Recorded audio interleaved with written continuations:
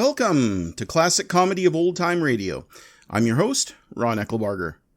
Once again, we get to spend some time with our favorite teenage boy, Henry Aldrich. Today's show is the 130th episode of the Aldrich Family, and it is entitled Henry's Secret Admirer. It originally aired on January 29, 1942.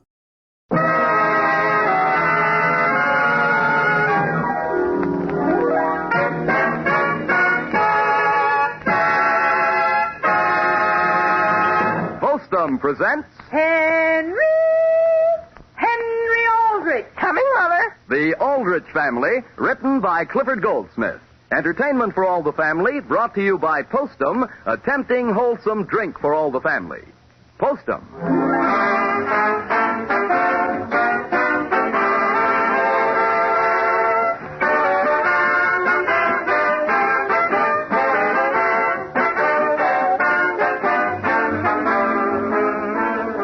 Good evening. This is Dan Seymour extending a hearty welcome on behalf of Postum. As you drew up your chairs to listen to the Aldrich Family tonight, you probably never gave a thought to the many other people doing the same thing. But there are millions of them, and they fall into all classes, rich and poor, old and young, men and women. Because it doesn't take any specialized group to appreciate the Aldrich Family any more than it takes a specialized group to appreciate Postum. Anybody who likes a good, lusty drink, a mealtime drink with real authority in it, can't help but enjoy Postum. Anybody who likes a distinctive drink will enjoy Postum. Because Postum has a very special goodness, a delicious flavor that stands right out because it's all Postums and only Postums. So when you want a mealtime drink that's sure pleasure, be sure to choose Postum.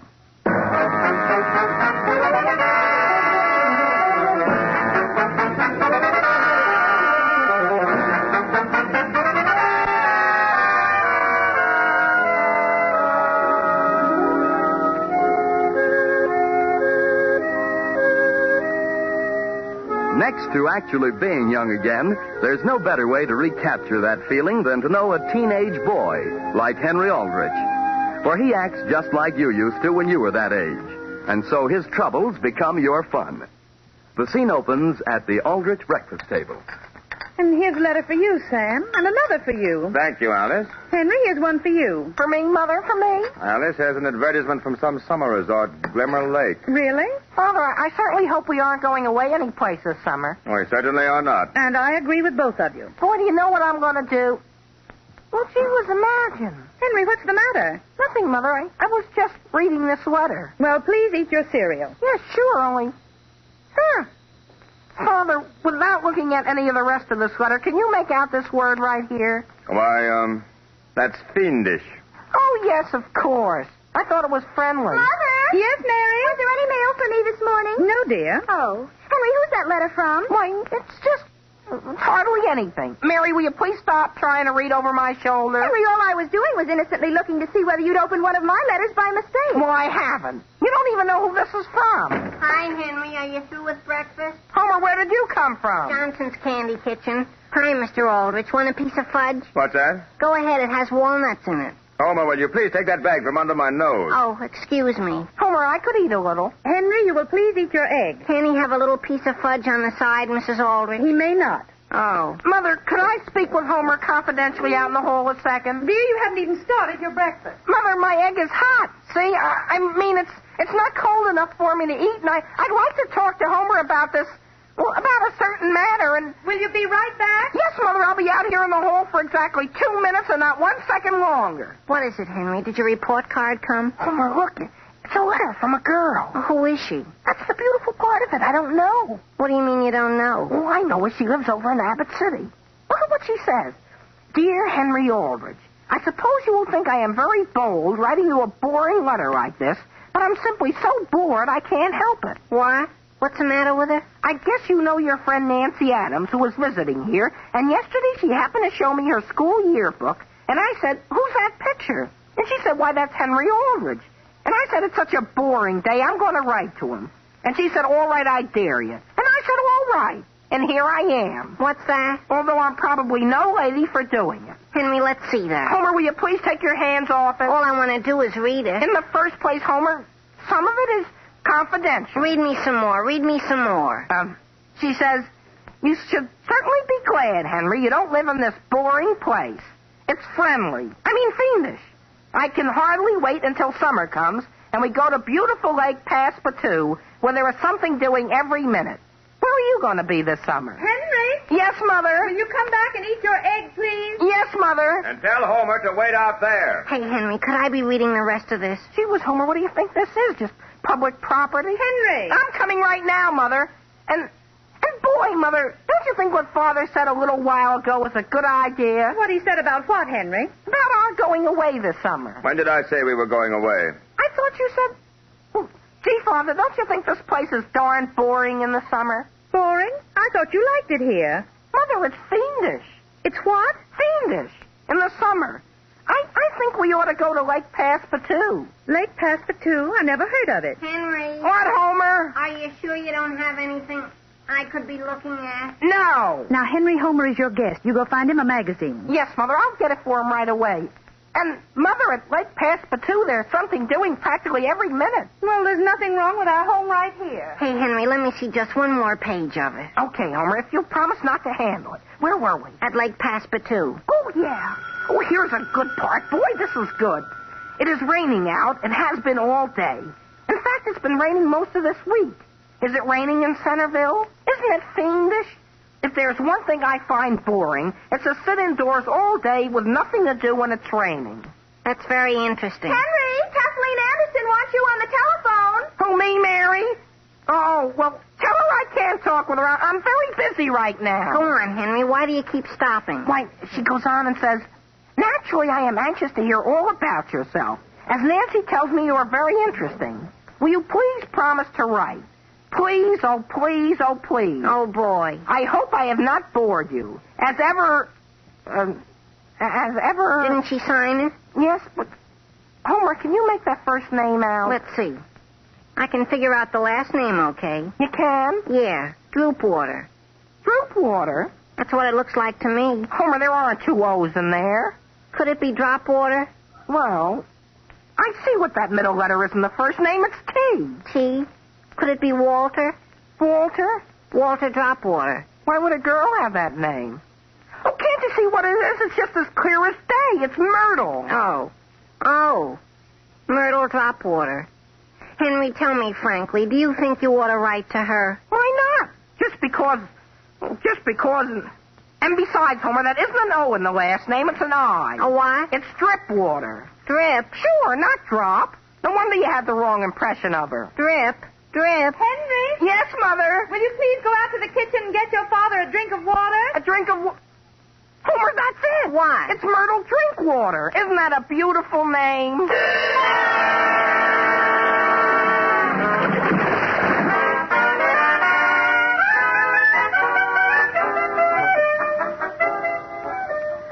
Sam, I don't like to bother you, but I do have something I'd like to talk over with you. Yes, what's the trouble? Well, it's about Henry. He's been so upset ever since he got another letter this morning. And about a half an hour ago, he asked whether I didn't think he should have his allowance increased. Mother? Yes, Mary? Mother, did you know Henry got another letter this morning? Yes, dear, we know all about it. Mary, turn around. What for? Dear, I think you ought to go down to the hairdresser. Mother, aren't you interested? That letter was from some loan company. Mary, what's that? Where did you say it was from, Mary? A loan company in Abbott City. I saw it right up on top of the page. And then he came to me and asked if he could borrow some money, and he was all excited. Yes? Father! Sam, what do you suppose is the matter? Could I see a loan for it? Oh, hello, Mary. Hello, Mother. Hello. Hello. Well, this is nice that we can be together. We very seldom get together. Henry, Yes, Father? what was it you came in here to say? Well, I'll tell you, Father. Oh, boy, I'll answer the door. Henry, that's probably for me. No, it isn't, Mother. I think it's someone to see me on sort of a business arrangement. Hello, Homer. Hello, I tried to come in. What's the idea? What's what idea? Of keeping your door locked. How do you expect your friends to come in? My father asked us to keep it locked every morning until he goes to the office. Listen, Homer, have you got the 35 cents? Yes, here. Now, where's the letter? Right here. Hand it to me. Oh, no, I didn't say I'd let you read it. I said I'd read it to you. What does she say? What does she say? Now, don't push me, Homer. She says, my dear Hen. Oh, boy. I received your 14-page letter, and it was a whiz. A what? Never mind, Homer. I hope you will excuse my using my father's business stationery, but my new paper, which incidentally is a whiz, hasn't come yet. You have asked me to describe myself, and I'll do the best I can. Although there are some things I can't say because you would think I was terribly conceited. First of all, I am 5'9". Homer, could that be 9? Gee whiz, Henry, you're only 5'8". 8 1/4, Homer. And besides, that isn't a 9, it's a 2. It's as clear as day. Looks like a 9 to me. Go on. I am 5'2" and have rather pleasing eyes, they say. Although I do wish at times my eyelashes weren't quite so long because they are always somehow getting in my way. What does she have to do, comb them? Homer, stop interrupting me. As to the color of my eyes, I wish you were here to judge for yourself. Some boys say they are gray. Some boys say they are green. Which do you like? You mean you can have your choice? Oh, Homer, lots of things change color in different lights. Where was I? Right here. What color will you have? Oh, yes. As to my hair, which is black, I have recently had done into a feather cut, which is a whiz, even if I do say so. Henry? Yes, Mother? Are you busy? Why, I'm carrying out a little transaction, you might say, with Homer. Well, may I speak with you? Right now, Mother? Listen, Henry, you haven't finished reading it. I'll be back. Gee whiz, what do you want for 35 cents? Henry? Yes, Mother? Dear, I just want you to know that if you really need money and would be willing to tell your father what you need it for, he might see his way clear to helping you out. Well, Mother, I appreciate your bringing it up, but you've got so many things on your mind. I think it would be best if I just didn't bother Mother, you. do you mind if I make an appointment with a hairdresser someday this week? No, not at all. Well, Henry, Kathleen Anderson phoned you again. She did? Gee whiz, I think Centerville girls are just boring. Henry. Yes, Homer, I'm coming. Mary, are you going to the hairdresser? Yes. Well, why don't you get a feather cut? Boy, that kind is a whiz. A feather cut, Henry, after I've let my hair grow this long? Henry. I'm coming, Homer. Where was I? She just got in a shampoo or something. You're crazy. Here's where I stopped. I think your idea of phoning me is a whiz. And I'll certainly be thrilled when I hear that old telephone ring. Yours hastily, Myrtle Drinkwater. Henry, is her name really Drinkwater? Why not? Boy, do you think she could be part Indian? Now listen, Homer. What's that at the bottom of the page? Oh, gee whiz, I hadn't seen that. Huh. Instead of your phoning me, why don't I phone you, as I never know where I'm going to be next. So I'll call you on Friday between 5 and 6. You mean you don't need my money? Well, give it back to me. No, Homer, I will not. Suppose she calls me collect. Don't you think she expects me to be a gentleman? Well, if I'll let you keep it, can I be here when she calls? No, Homer. Boy, just think. Tomorrow I hear Myrtle's voice for the first time.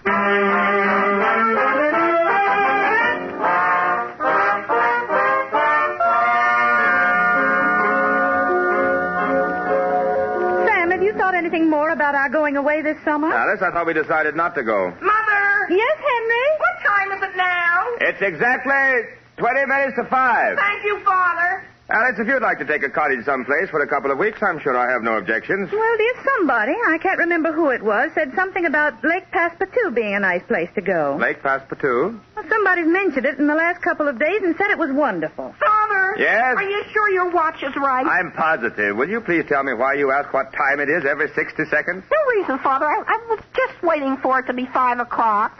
Henry, why do you have your new blue suit on? Oh, gee whiz, I got that on.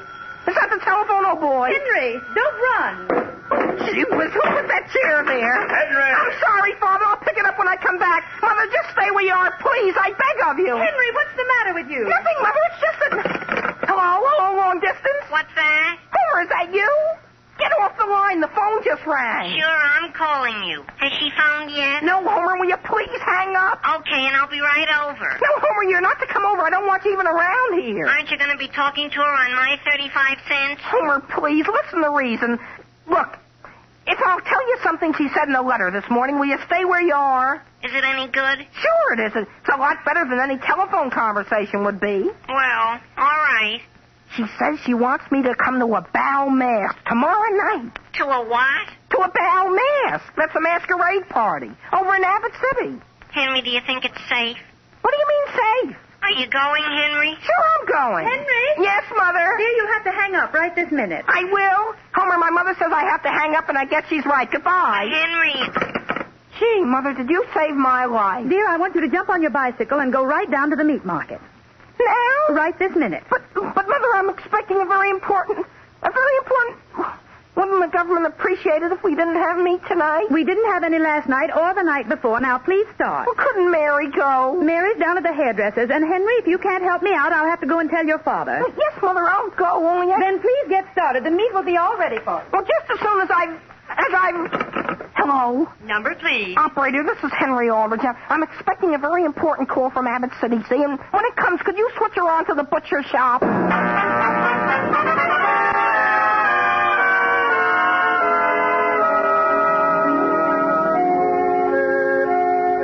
Now getting back to the troubles of Henry Aldrich. Just as Henry was expecting a long-distance call from a girl he has never met, he was suddenly and firmly sent to the meat market, where the scene now opens. Hey, Mr. Wilson! Mr. Wilson! Oh, hi there, Henry. You have my mother's meat ready? Here it is, right here. Oh, boy, thanks. Has a telephone call come for me? No, not since I've been on duty. Gee, I'm expecting an important call. Oh, boy, there she is right now. You better let me answer it first. Okay, but tell her I'm right here, won't you? Hello? Henry? Here I am. Oh, boy, I guess I got here just at the right time, didn't I? Hello? Is this long distance? It is not. Henry?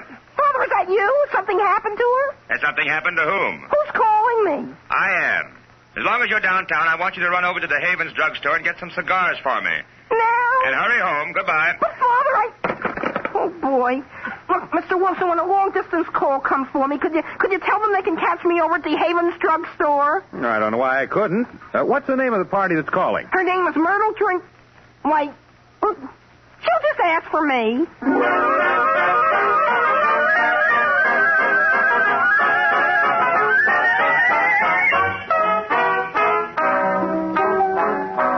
Alice? Yes, Sam? Did you call to Havens and leave that message? Yes, I did.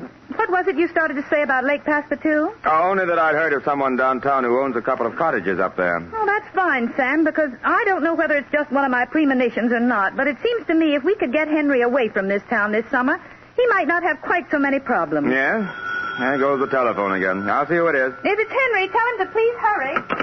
Hello? Is this Elm 303? It is? This is long distance. I have a call from Abbott City for Mr. Henry Aldrich. Well, Henry Aldrich isn't here right now. May I ask who the call is from? Why, it's a party by the name of Drinkwater. Drinkwater? Oh, thank you. Sam, who was it? Someone from Abbott City by the name of... Alice, I know who that was calling him. I know exactly who that was. Who? A fellow by the name of Drinkwater. And he's connected with that loan company over in Abbott City that Henry's been getting letters from. Oh, my goodness.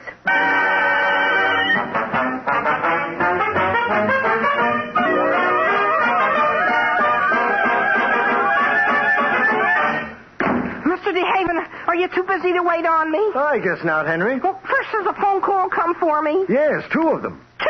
Long distance? No, they were both from your mother. She wants you to get a quart of milk at the grocer's and then stop at the cleaner's and pick up your father's suit. Oh, gee whiz. Oh, boy. Just a minute, and I'll wrap your father's cigars for you. Well, the only trouble is I'm expecting a call from a girl, and it's coming here to your drugstore. Is that right? There's a big masquerade over in Abbott City tomorrow night. And you know what I'm going to wear? No. A Confederate soldier. What's that?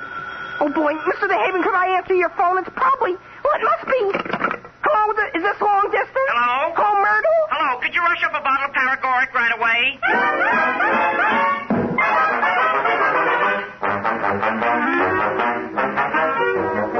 Hello? Hello? Hello, Abbott City Mortgage and Loan Company. May I speak with Mr. Drinkwater, please? I'm sorry, but Mr. Drinkwater isn't in right now. Well, could you tell me whether my son has been trying to borrow money or owes you any? What was the name? Henry Aldrich. Oh, well, we aren't allowed to give out confidential information, sir. I know, but he's my son, and he's... I'm sorry, you'll have to speak to Mr. Drinkwater personally, and he isn't in. I see. Well, thank you. Goodbye. Goodbye. Sam, how much does Henry owe them? She wouldn't tell me. She said, as a matter of fact, I know what I'll do. What, Sam? Now, when Henry comes in, don't say one word about any of this. You don't think we should? I've got to drive over to Abbott City on some other business in the next few days anyhow, and I'll drop in and have a talk with Drinkwater. Really? Mother, did I hear Father say Abbott City? Is there a call for me? Henry, when did you get back? Just now. Where's the telephone? Henry, I was simply talking about going over to Abbott City sometime. Oh. That's all. Isn't that strange? Father, do you have any ideas as to when you might be driving over? Oh, any time in the next few days. Well, they have awfully good movies over there sometimes. Wouldn't you like to take Mother and go over tomorrow night and have a good time? Saturday night? Yeah, sure. And And I might go along with you. Well, we'll see. We'll think it over. Oh, boy, there it is. Henry, will you please walk? Well, I don't want to miss it. Oh, gee whiz. Henry, what's the matter? Nothing, Mother. I just slid into the telephone table. Well, get up off that floor. I don't need to. I can talk right down here. Hello? Long distance? Long distance? Hello, Henry. What did she say?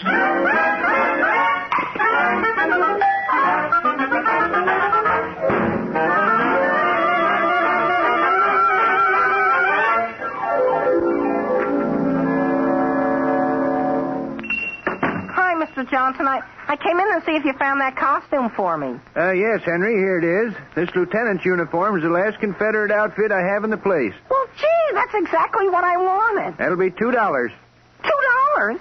Just for 24 hours? That's right. Well, couldn't you let me have it for, say, $1 or $1.50 if I bring it back late tonight? Well, how would you like to go as an 1890 policeman for $1.75? Oh, the only thing is my girl tried to get me by phone yesterday, and we couldn't get together, and I sent her a telegram that I'd be there tonight as a Confederate soldier. She'd like you just as well as a policeman, wouldn't she? The only thing is we've never met, and I don't want to confuse her. Oh. Can I use your phone a second? Yeah, help yourself. It's right there. Hello? Mr. Johnson, do I get a sword with that for $2? The sword's 50 cents extra. Oh. Number, please. I want Elm 787. Elm 787. Yes, please. Mr. Johnson, do I understand correctly it's 50 cents less without the sword? Hello, Sam Aldrich speaking. Father, don't you think a hat, a sash, a coat, pants, and sword are dirt cheap for $2.50? What's that? Just for one night. Who is this? It's your son, Henry. I have a chance to go to a costume ball tonight as General Lee for $2.50. $2.50? With the sword, $2 without. Good. Take it. Only don't try to get the money from a stranger. Where will I get it? From me. Goodbye. Well, gee whiz, thank you very... Goodbye. Mr. Johnson, I can take it. Mr. Johnson, where are you? Hi, Henry. How do I look? Listen, Ed Carney, what are you doing with that uniform on? I'm going to rent it. Eddie, I've already taken it. You have not. Eddie, give me that. Now, listen, Henry, you take your hands off that. Now, Eddie, stop pushing me. Here, now, wait, boys. What's the idea? Mr. Johnson, I want this uniform. Mr. Johnson, I said I'd take it. Henry's right, Ed. Now, give it to me, Ed. Henry, for the last time, take your hands off me. You make me darn you. There. Oh, take that. Now, listen, Henry. Now, wait, boys. Let's not have another war over this.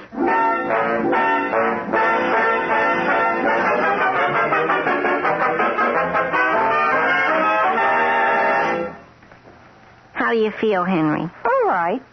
Here, put this cloth on your other eye. Boy, did you take a beating. But I got the costume, didn't I? And Ed Carney doesn't look so hot either. Where's the costume? Let me put it on. It's still down at Mr. Johnson's. After we got through, he said he thought it would look a little better if he gave it a brushing and pressing. Henry? Yes, Mother? Here's a letter for you. A letter for me? Yes. Are you quite sure you feel well enough to go to that dance tonight, dear? Mother, I never felt better in my life. Well, you know best, I suppose. Homer. What? Which is the front of this envelope? You're looking right at it. I am. Henry, don't you think I ought to read the letter to you with your eyes feeling the way they do? Now, Homer, I can read it perfectly all right. Dear Henry, as long as I know exactly what you're going to look like, I think it is only fair that you know what I'm going to wear. And so I'm enclosing a photograph of me in my costume. Gee whiz, where is it? Where is it? There it is, right there. Oh, boy. Oh, boy. Homer, will you let me see it? Oh, boy, Henry, wait until you see it. Homer, have I got to knock you down, too? Here, take a look at her. Boy, is that a sight for sore eyes. Gee whiz, Homer, is that... Yep, Henry, Myrtle Drinkwater. Why, no, but... She looks like an icicle. I know, Homer, but look at that face. Henry, do you think that might be a mask that goes with the costume? No, Homer, it's real. Henry! Yes, Father? You going to be ready to go over with me? I'm leaving in a few minutes. To Abbott City? Yes?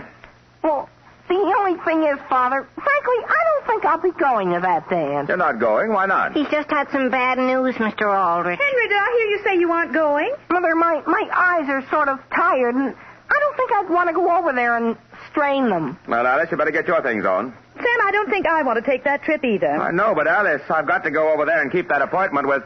Well, you go right on over and keep it. Mother, if anybody phones for me this evening, tell them I've gone to bed. Mary, aren't you going out tonight? No, Mother, of course I'm not. I met Joe Graham on the street today with his feather cut I have, and he just laughed at me. Well, frankly, Mary, Now, Sam, let's not say anything more about it. But, Mother, I don't blame Mary for feeling the way she does about it. I don't see why anyone wants to wear their hair cut that way. Well, what I'd like to know is where I ever got the idea of doing it. Alice, are you coming? No, Sam, you go ahead. All right. Oh, incidentally, I've got a cottage at Lake Passepartout this summer. What's that? Yes, it's a whiz. That is. Sam, you didn't go and sign the lease, did you? Alice, I thought you wanted to go there. Dear, someone told me this afternoon we wouldn't like it there one bit. Lake Passepartout, Mother? Why in the world do we want to go to that place? Well, that's what I'd like to know. They say it's simply fiendish. I mean... Well, what I'd like to know is what I'm driving all the way over to Abbott City alone for.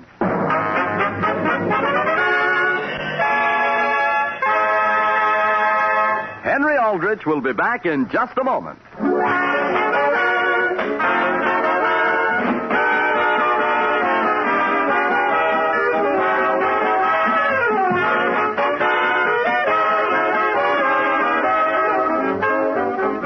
May we remind you, friends, there's a best way to do everything. A best way to build a bridge or make a suit of clothes, to bake a cake, or even to make a cup of postum. And the best way to make postum is to follow the directions on the package, because they're tested directions designed to make the most of that hearty, robust postum flavor. They give you a cup of postum at its delicious best. So always follow the directions to a swell cup of postum.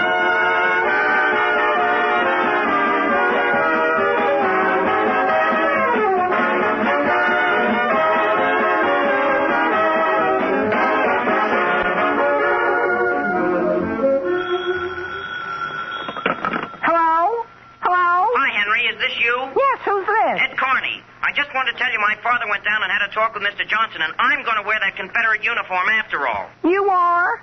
To the masquerade in Abbott City? Sure. And you're going Stan? Of course I am. And if you show up, I'll knock your block off. Well, as a matter of fact, let me give you a tip.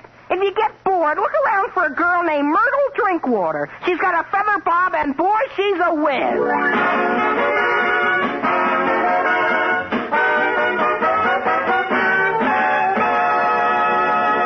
Listen again next week, same time, same station, for another sparkling half hour with your favorite youngster, his family, and his pals.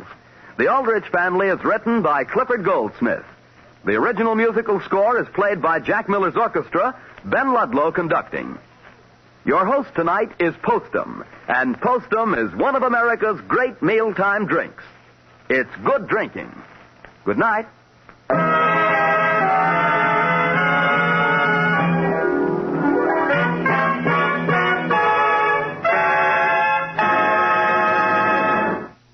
Whenever I think that my life is getting just a little bit too complicated or too crazy, I can just listen to Henry Aldrich and appreciate what I have.